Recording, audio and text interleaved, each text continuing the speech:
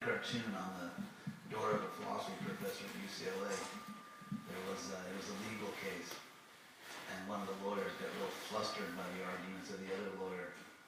So he stood up with a red face and said, "Philosophy, the last resort of a scoundrel." Anyways, I'm going to do a little philosophy now. First I'm going to state something which probably will make no sense to you, and then I'll explain what I mean.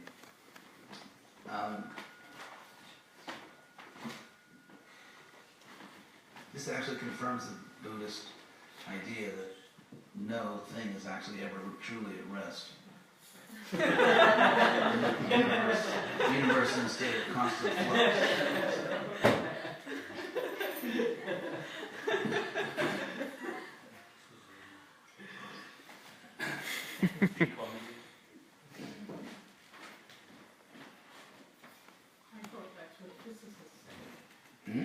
I thought that's what the natural philosophy said. Nothing is, every emotion is relative. Yeah, relatively disturbing. Okay, now let's try again. As I say in Hollywood, take 7. Okay, here's my point. When you affirm or deny a particular proposition, both the affirmation and the denial place you in the same realm of discourse. You get my promise? I said something that doesn't make sense. Okay, now I'll explain what I mean. For example, let's say I affirm that 2 and 2 are 5, and it's kind of age-related. So if I say that 2 and 2 are 5, or let's say if I say that 2 and 2 are not 5, in both cases, I'm making mathematical assertions. If I say 2 and 2 are 5, or 2 and 2 are 4, or 2 and 2 are not 5, whether I claim that a mathematical statement is correct or incorrect, in both cases, I'm making a mathematical claim. Like, for example, if I say that a particular word is spelled correctly, you should turn it down a little bit. I'm now self-inflicting this. Yes, for 1 minute. Yes, got an echo. See that? I've internalized this now. I'm inflicting it on myself. So,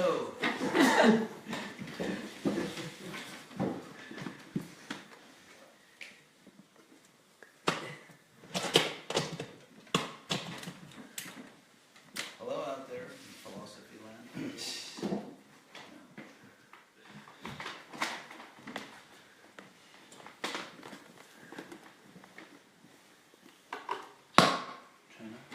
Hello? Hi. I just flew in from America, and I would like to present a fine product that... Just kidding. I'm going to sell you something. So, the point is, take, for example,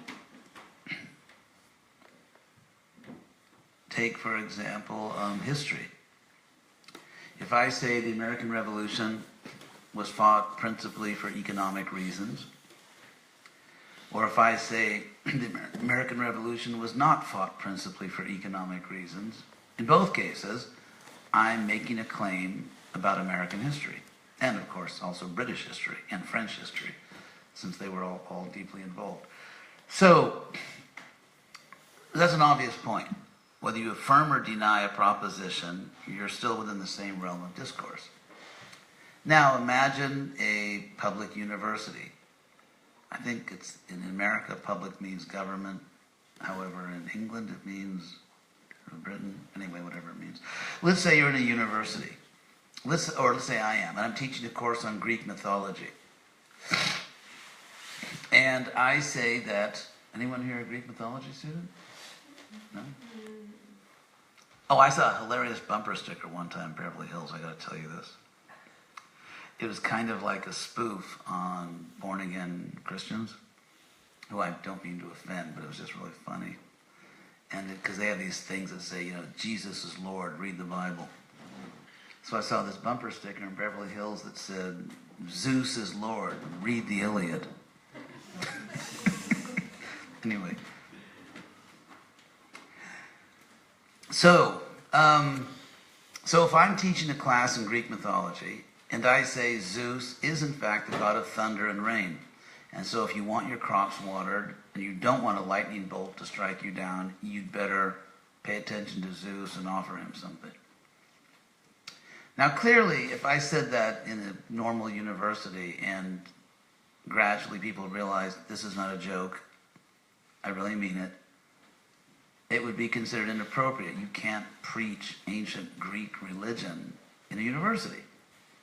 It's mixing, you say like church and state or whatever.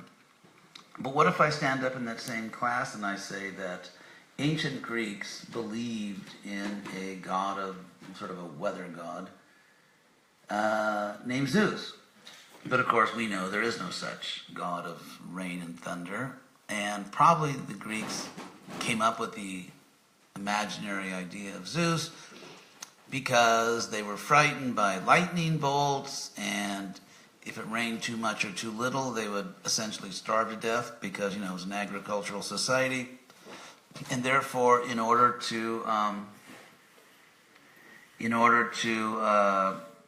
imagine, in order to convince themselves that they actually had some way to placate the forces of nature for their own survival and flourishing, they imagined, anthropomorphically projected out into the universe, some kind of weather god. Now, college professors say that every day.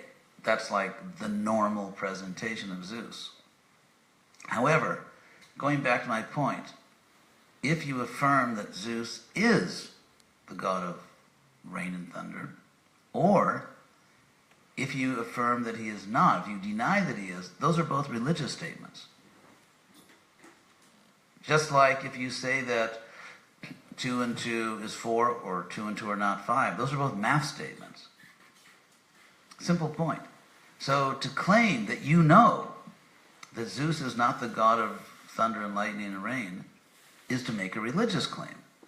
And of course the obvious question is, how do you know he's not? Like, were you there? Did you? Because to know, the only way you could know that there's no Zeus out there, the only way you could know that would be if you kind of know everything.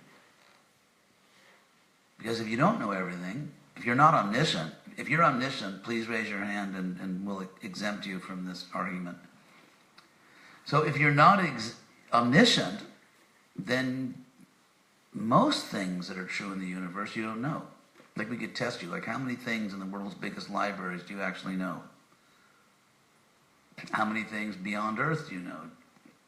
So, since most of us, all of us actually know an infinitesimal, like infinitely small, fraction of all there is to know, on what grounds can we say with confidence there's no Zeus? That could just be one of the infinite number of things that we don't know. So what's very interesting is that we live in a civilization which is grossly biased towards skepticism. Now, skepticism is not just what every intelligent person thinks. In skepticism is a specific philosophical position. It has a history.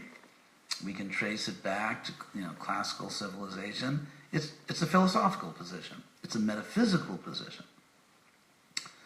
So, to give another example of the kind of mindless bias of our age, because most people can't stand outside their own age and look at it objectively. So one example is the gross bias in the ground rules for teaching about religion. You can deny religion but not affirm it in universities, even though to affirm or deny religion is equally to make a religious claim. Another example of that is that we have a very common expression that we all know, which in English, and you can find it in any language, in English is blind faith. Blind faith. Now, epistemologically speaking, which means speaking seriously and philosophically about the nature of knowledge, under what conditions we can justifiably claim we know something, and so on. In serious philosophical terms, to believe something that's not true, or to doubt something or deny something that is true, are equally problematic. For example, what are flat earthers after all? If you believe the earth is flat,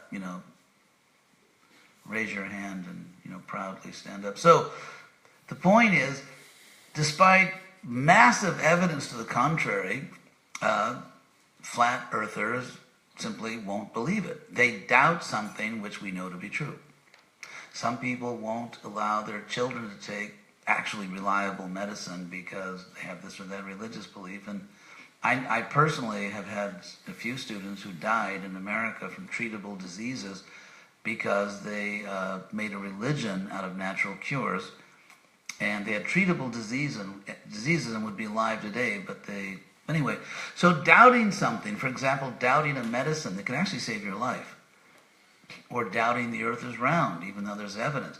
Doubting what is true is just as dangerous as believing what is not true, as Pascal pointed out in the 1600s. Therefore, if our civilization, if our culture was actually balanced and fair and reasonable, we would have two very famous expressions, namely blind faith and blind doubt. But in fact, blind doubt is not a saying in our culture, only blind faith. So if you are in an academic environment, if you say you believe in something spiritual, even if you have good reasons, people will kind of, that's nice, but I wonder what's wrong with him. But if you're skeptical and say I'm an agnostic or I'm an atheist, even if you cannot provide good reasons for it, it is intellectually respectable. Confirmed.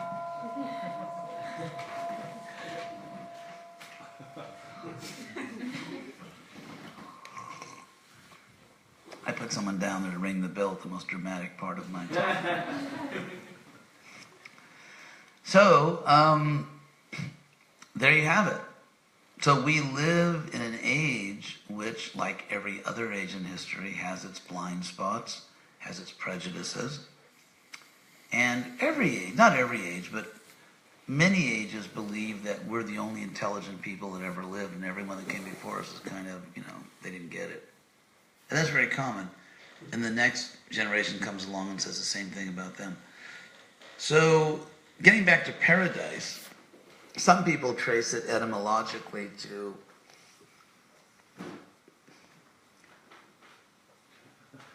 Thank you. That's very reassuring. Some people trace it etymologically to the Sanskrit paradesha. Paradesh means the land beyond. The land beyond. In any case, I want to return. So if we ask the question, I want to kind of tie these two topics together. One was the fact that we live in an epistemologically bigoted age where, so-called educated people have huge blind spots. Here's one of my favorites, actually. We shouldn't impose our values on others, which is, of course, that statement imposes values on others. Right? Because someone has a value that we shouldn't impose values on others. So it's like never say never. It's a statement which in philosophy it's self-contradictory. If it's true, it's not true. Interestingly, if we really shouldn't impose values on others, we need to roll back or eliminate laws against murder and rape, because those are all values. The idea, there have been people in the world, there's still a lot of people in the world who believe that under circumstances favorable to my interest, murder is just, it's a good way to go. It's practical, accomplishes my purposes. So to say that we should not murder innocent people, I'm sure it's a correct value, but nonetheless it is a value. But if we shouldn't impose values on others, then we should not have laws against murder and rape, right? Because those are values. There's not a lot of thinking going on nowadays. It's just like these slogans, don't impose your values on others. which is the imposition of a value. So, or, who should, if you're going to make value judgments, who should... It's very interesting. I'll give you an example from the late 60s when I was a student at Berkeley. And I was involved in all the, left-wing political movements and everything. And it's interesting because the same people at the same time were making two very contradictory statements. Because one of the big issues in that time was sexual freedom. Because coming out of the 1950s and everything, people were actually so stupid, they actually believed in being, faithful to one person that you loved, which is obviously ridiculous. So anyway, there was this big, free love movement, sexual freedom, and so on. And, of course, they were saying you can't impose your values and the government can't legislate morality. That was also a big slogan. You can't legislate morality. Anyone ever heard that? Can't legislate morality? Now, what's remarkable about these people, I guess I should include myself, but what's remarkable about these people is that the very same people were marching for civil rights and demanding that the government legislate morality.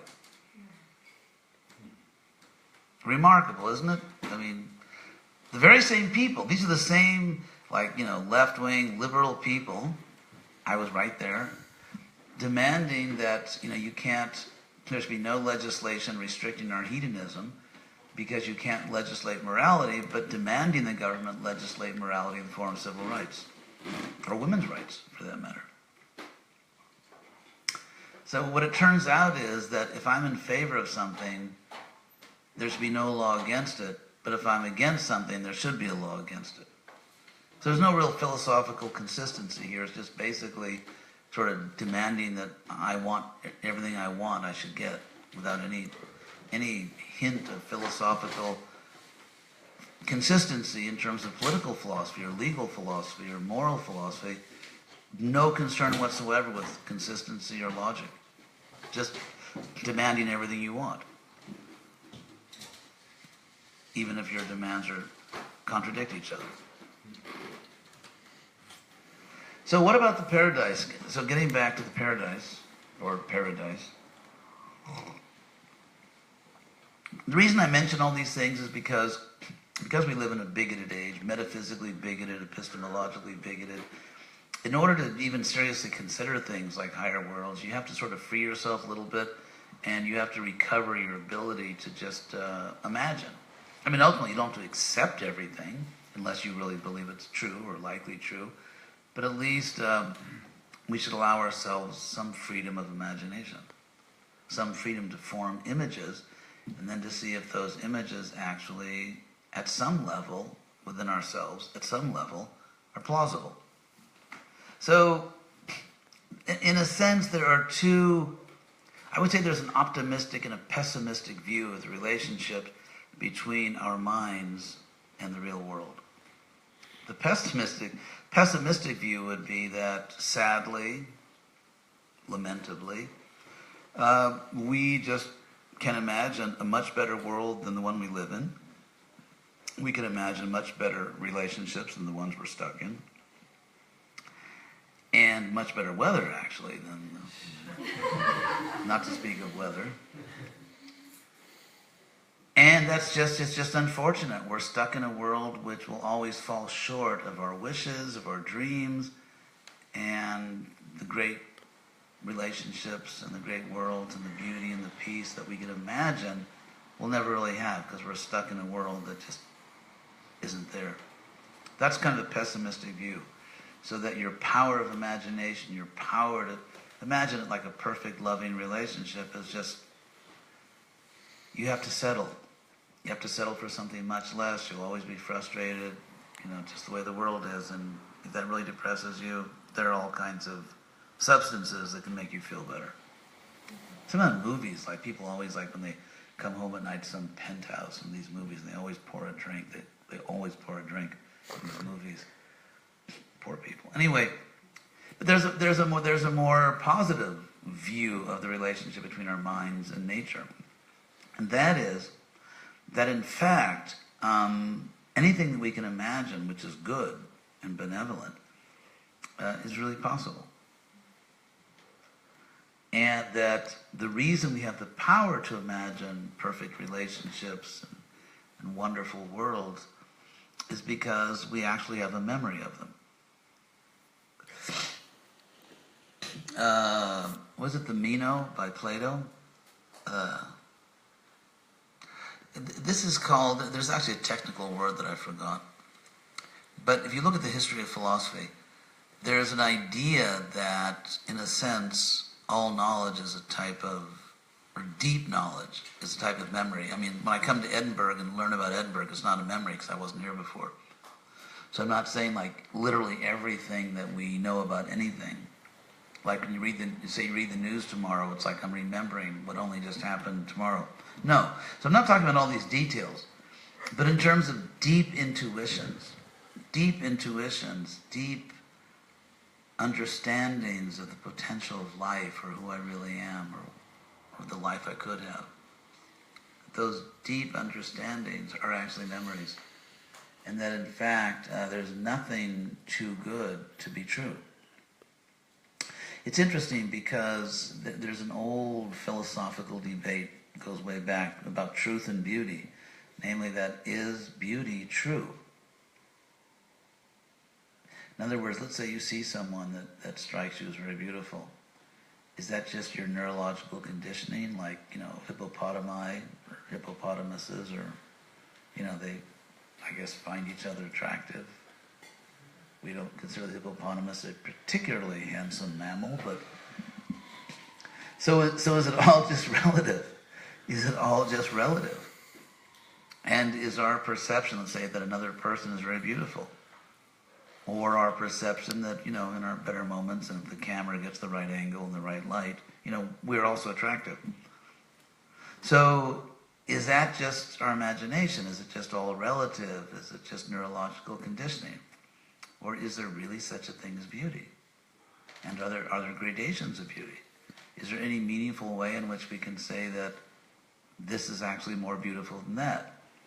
Of course, nowadays, in the age of where self-esteem is lowered, and it's funny because I read an article about this, about the psychological effects of certain modern trends. Like, it used to be kids joined different kinds of athletic leagues or clubs, and they played, and someone won and someone lost, and someone played most of the game because they were good, and someone maybe didn't play so much.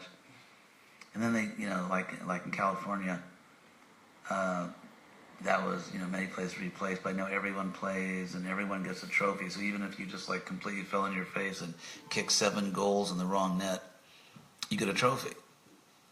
Just because you showed up, you get a trophy. And what they're finding is that when people are raised with this, where everything else is subordinated to self-esteem, that children actually become completely dysfunctional in the real world. Because when you get out in the real world, you don't get a trophy for failing, and everyone doesn't have exactly the same skill. And they've seen that they've followed kids who come out of these self-esteem programs, and actually they suffer a lot when they get out into the real world. But in any case, asking like whether, let's say, a paradise, just which roughly you could say means a world where all your desires are fulfilled, everything's the way it should be, according to your best understanding. Is that real? Are there real paradises? Is there real beauty? I mean, is there actually, can it be objective? I mean, for example, take foods, for example. We can say that certain foods are healthier than other foods. We can say that certain foods are healthier than other foods. And we can make sort of a little hierarchy of healthiness of foods. Now, but on every level, let's say we're talking about most healthy foods, and we can say, okay, you always see this in food charts. Let's say there's a bunch of foods that are most healthy. And then there's the next level in terms of, whatever. So on a particular level, there is choice, there is free will. So the fact, let's say if we say there is objective beauty in the world, we can actually say that this is more beautiful, it doesn't mean that we're rejecting subjectivity completely. Because people could have their own preferences. You know, I like this type, I like that type, I like the other type. But still, so there's both subjectivity and objectivity. Yes? I don't know if you were just rhetorically asking that question about beauty and self-esteem and all. I get the feeling it's all how you are conditioned. You could call it baggage, you could call it how. You see, the problem with that idea, which is very much the modern idea, the modern liberal idea, I mean, I'm not anti-liberal, I'm just... The problem with that idea is the logical consequences of it. The logical consequences are that if really there is no... that beauty is not objective, when we say this is beautiful, ultimately it has no ultimate meaning. It's just our conditioning. The consequence of that is there cannot be ultimately an absolute personal reality.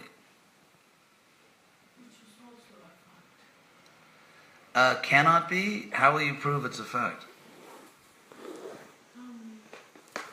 I mean, generally when we say something's a fact, we mean that we have solid evidence for it.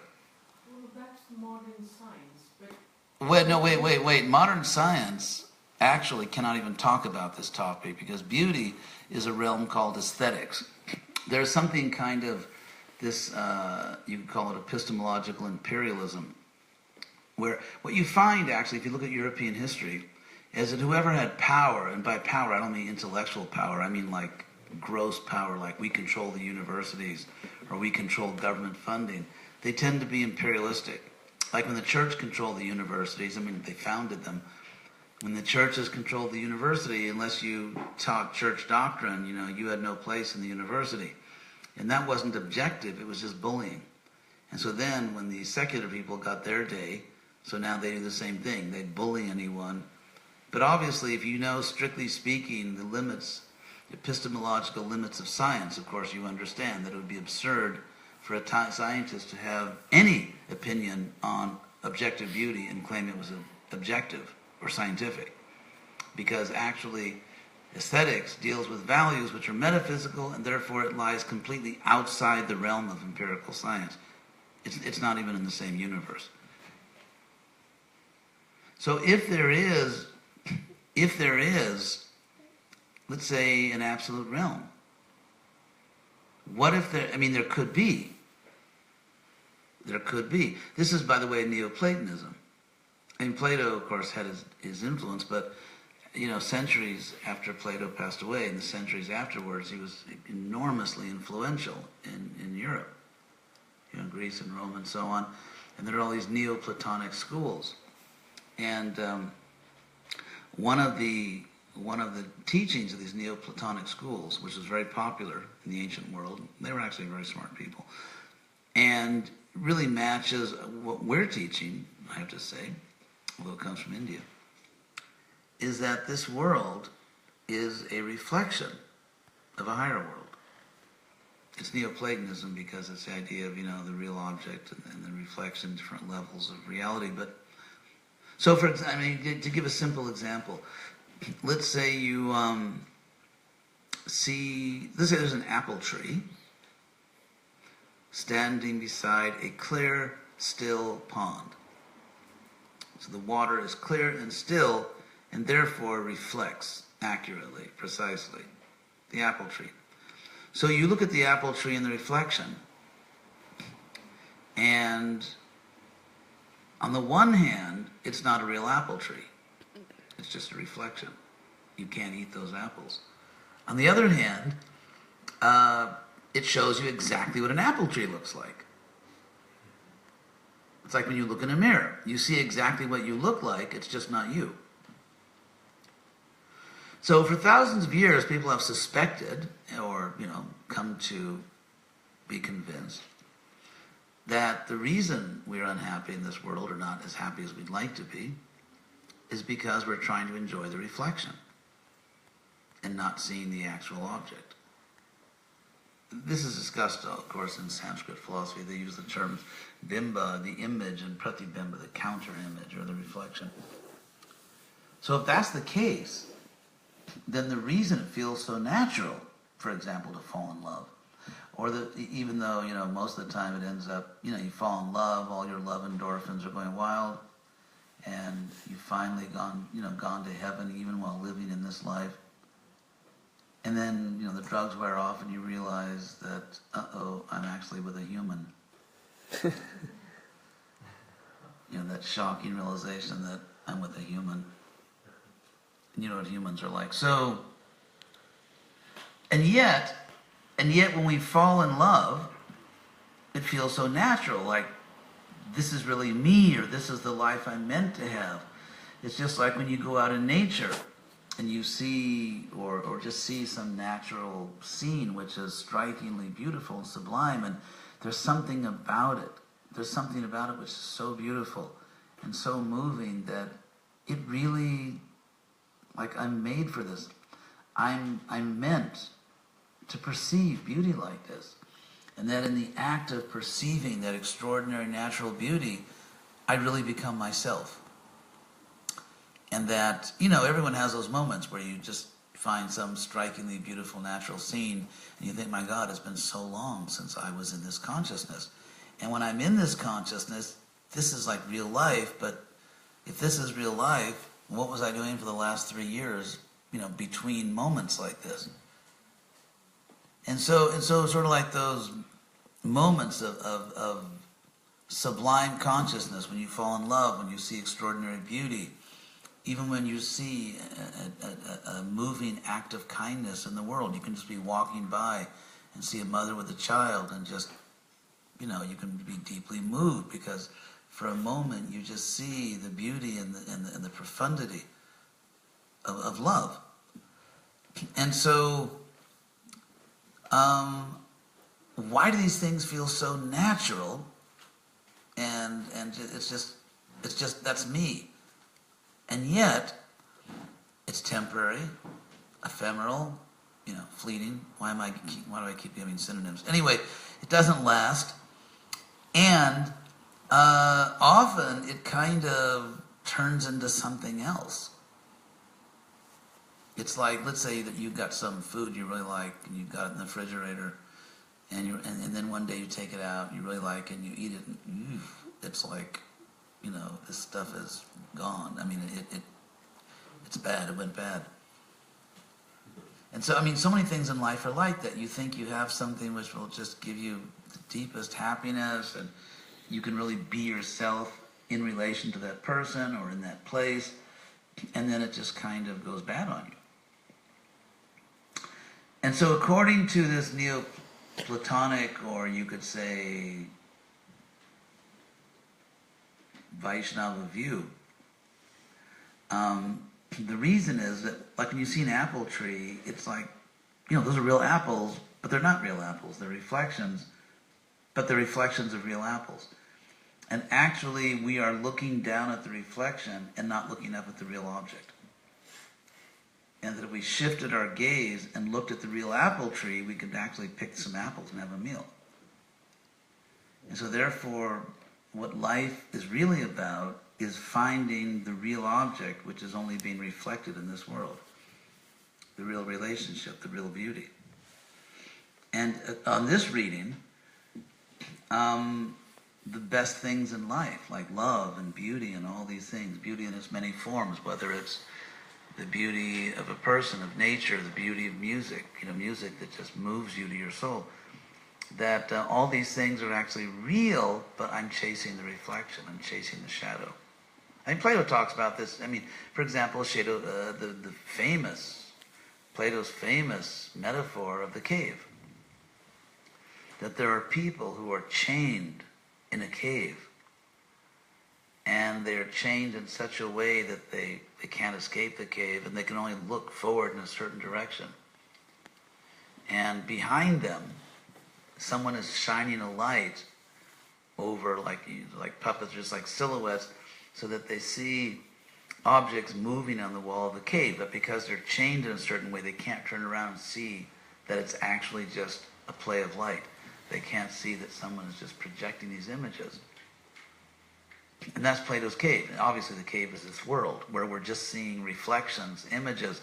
And then Plato says that someone is fortunate and somehow or other escapes and comes out of the cave into the sunlight.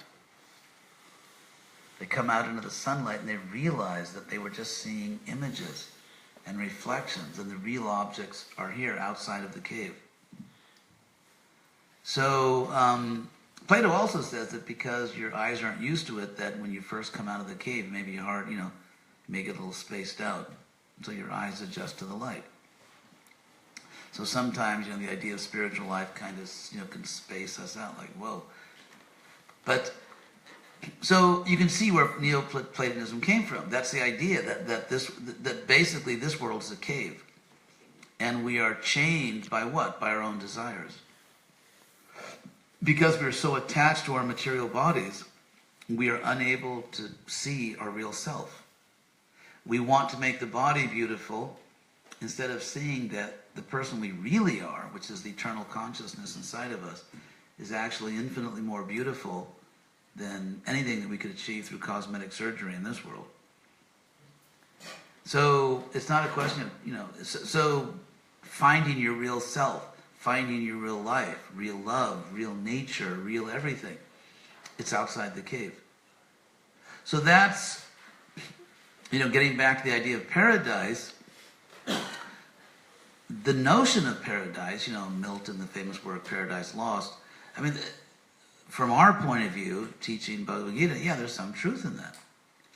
That we really have lost a kind of paradise, but we can regain it if we simply come back to our higher consciousness. We simply have to come back to that higher consciousness. And it's interesting. If I can just say a word on the God thing, the G word. If we look at this from a philosophical point of view, and I would say psychological point of view, because there's people kind of flatter themselves that they hold different philosophical positions when really they're different psychological states. So, granted that if you look at the history of religion, even in Europe, there have been some very dark moments. And we don't have to go down all the list, Inquisitions, Crusades, everyone knows the list. So, there have been some very dark moments, and frankly, some very bad theology. God has been portrayed as really, if this theology were true, God's been portrayed as virtually the most evil being that could possibly logically ever exist. Because if you think about it, what could be more evil than torturing? Seriously torturing, not like, little slaps on the wrist. Serious torture. Torturing your own children, forever, for relatively minor and subtle theological errors. If you think about that, a being who would actually do that, it would be probably the most evil being ever conceived. It's interesting because Anselm's argument for the existence of God, called the ontological proof, he was from the, nice to see you again. He was from this village in the Italian Alps called Aosta, where we just spent some time. But his argument was that God is that being than whom no greater being can be conceived. Then like the trick, it's like a trick argument where he says, well, if you say God doesn't exist, I can imagine a being greater, namely one who does, assuming that existence is a positive value. But never mind that. The real point he's making, Anselm, is that if God is infinitely great, then the greatest idea of God is closest to the truth. The problem with that for Anselm, although he didn't face it then, because if anyone would have said what I'm about to say, they probably would have been killed. And that is that it's very easy to imagine a greater God than one who tortures people forever. Even if, let's say, you work out some kind of idea where, okay, there are cases where punishment is good. Actually, social science proves this, that some forms of appropriate punishment actually make children better. They actually do better. They have better lives. But the punishment, any punishment to be justified, must ultimately lead to greater happiness and a greater life for the punished person, and the punishment should be the least punishment necessary to achieve that essential good. But if you punish someone forever, the motive cannot be to improve them, to help them. It's just torture, with no intention whatsoever to help the person. It's just torture. In other words, it's sort of like pure evil. So, in terms of here we are in the Western world with a very, frankly, a very bad history of religion in the West. I mean, the political history is not much better, but there's a very dark, bad set of facts in the history of religion in the West. I mean, obviously there were a lot of really good people, there were a lot of beautiful moments, there were very sincere people, even, you could say, real saints in the West, in Europe. So it wasn't all bad. There were a lot of really, really admirable, sincere, devoted, wise people who, in European religions over time. However, there are such horrible, evil ideas and cruelty that at the present time in the Western world, so-called intellectuals, or people who believe they're intellectuals, it's religion. It really doesn't have a good name. It's it's a very tarnished brand, so to speak. The problem with that, it's a very well-known principle in psychology, is that if you get stuck in the past, you can't really transcend it.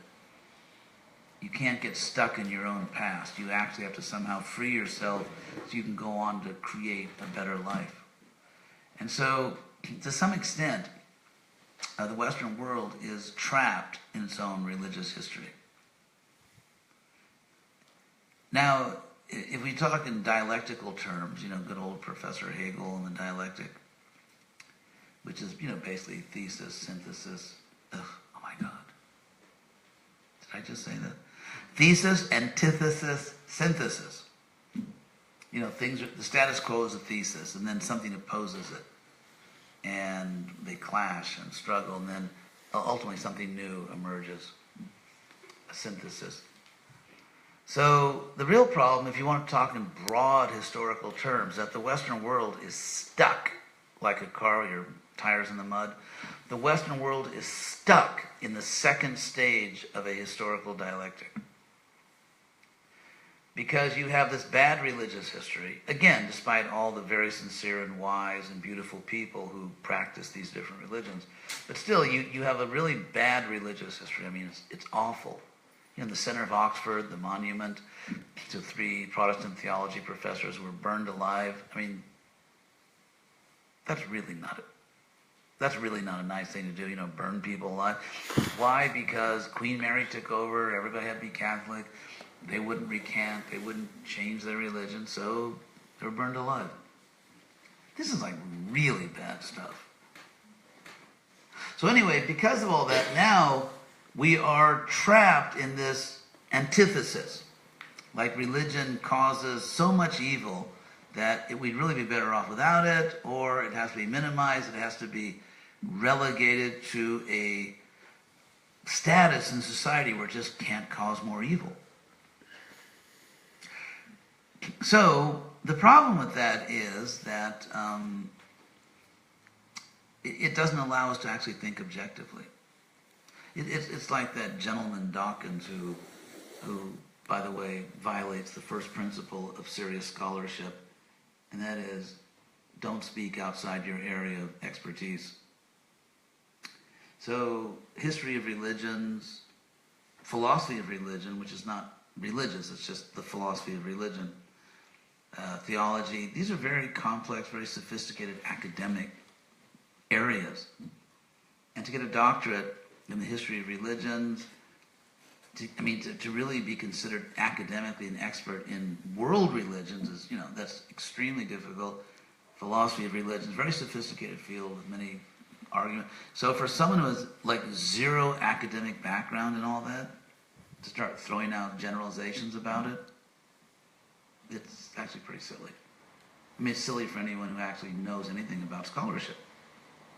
It's about as silly as me, claiming I know everything about microbiology, which I scrupulously avoided when I was in school. So, but that's the point. If our culture just reacts against a certain bad history, we become unaware of other possibilities, we get stuck, and we need to move on to the third stage of the dialectic, which is synthesis, in the sense of, was there anything good back then? And where do we go from here? In a sense, this problem of the separation of religion and science, we can actually trace it historically to the Protestant Reformation. Because if you look at the time before, there was an understanding, which you could say goes back to Aristotle, who was, very bright. Aristotle said there's physics, you study the material world, and there's metaphysics. And all of us actually live in a bi-dimensional universe, even if we don't know it. It's like psychology. Even if you don't study psychology, you have one. And even if you don't study philosophy, you have one. Because everyone has values, and your value system adds up to a metaphysical philosophy. But in any case, for example, does anyone here feel that it's not really bad to kill innocent people? Does anyone here feel that, that's just our imagination, evolution simply wired us? We're blindly wired by evolution to think that it's bad to go into a school and kill all the children, when in fact, really, there's no sense in which that is objectively wrong. There's also kind of a utilitarian point of view. Yeah, but that's a different thing. So we'll get to that. But we can get to that. But there's utility. Like they always say this in philosophy classes. Like, let's say, I keep saying the same example because I'm too tired to come up with a new one. But let's say this is one that was given at a popular introduction to philosophy class at Harvard. That let's say that you're on a bridge, you're on a bridge over a railroad track, and you can see from this high point that the bridge, or let's say the railroad track, that it somehow collapsed down the road. There's a big train coming filled with school children. And if you don't stop the train, hundreds and hundreds of children are going to die in a train crash. It just so happens there's an unnaturally large man standing next to you, like this really big guy, he's weighs 400 pounds. And somehow or other, the way he's standing, we're just setting this up in a certain way, right? So the way he's standing, he's leaning over the bridge, you could just give him a push and he would fall onto the railroad track and effectively stop the train. Now, if you did that, you will have murdered an innocent person, but you will have saved the lives of hundreds of school children. If you don't do it, the children will all die. So what do you do? It's something which you can debate in different ways, but what I'm saying is that sometimes there are circumstances which problematize or complicate a moral dilemma or a moral situation. But let's say, for example, you're on a bridge and there's no train coming. In fact, there's not even a railroad track beneath you. And some man is standing next to you. Say a child is standing next to you. And you just push the child off the bridge and kill the child. There's absolutely no good that comes of it. You have actually brought about nothing good or desirable in the world. You didn't save anyone. You just killed someone, an innocent person. So, if it's the case that that's really bad, it's really wrong to kill innocent people, that means that there are two dimensions in the universe. There's a physical dimension, as David Hume pointed out, right? Your guy, Scottish philosopher. As David Hume pointed out, he had some good ideas. As David Hume pointed out, physically or empirically, there are no values. You cannot empirically study the act of pushing an innocent child off a bridge. You can't empirically study that and find anywhere in your empirical investigation evil. It's just not there. And yet, if you claim it is evil, the evil must be, it's a metaphysical fact. So some things are really wrong, and before anyone like jumps up and says, no, I don't think it's really wrong, what if it's your kid? What if it's your child? Would you still say that? So, if some things are really wrong, we live in a bidimensional universe. Take equality. Equality is empirical nonsense. Obviously, you would never base a political system or a social justice system on the notion of equality. You would never actually want democracy, because we're a scientific system. We don't want religion in our laws.